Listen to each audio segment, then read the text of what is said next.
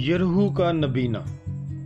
फिर वो यरहू में आए, और जब वो अपने शिगिर्दों और बड़े हजूम समेत यरहू से निकलता था तो तमाई का बेटा बरतमाई अंधा बकारी राह के किनारे बैठा था, और ये सुनकर कि वो यसु नासरी है चलाने और कहने लगा, ऐ दाऊद के बेटे यसु, मुझ पर रहम कर।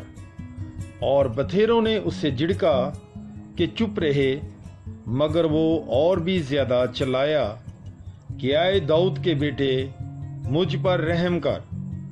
तब यस्सु ने खड़े होकर कहा कि उसे बुलाओ।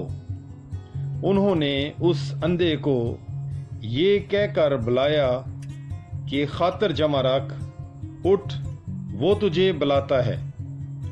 वो अपना कपड़ा फेंक कर उछल पड़ा और यस्सु के पास आया। यस्सु ने उससे मुखातब होकर कहा कि तू क्या चाहता है कि मैं तेरे लिए करूं? उस अंधे ने उससे कहा, रबूनी, ये कि मैं बेनाई पाऊं। यस्सु ने उससे कहा, जा, तेरे ईमान ने तुझे बचाया है। और फौरन उसने बेनाई पाई और राह में उसके साथ हो लिया। आमीन। पाक कलाम के पढ़े और सुने जाने पर खुदावंद की बरकत हो, खुदा का शुक्र हो। Bible is life. God bless you.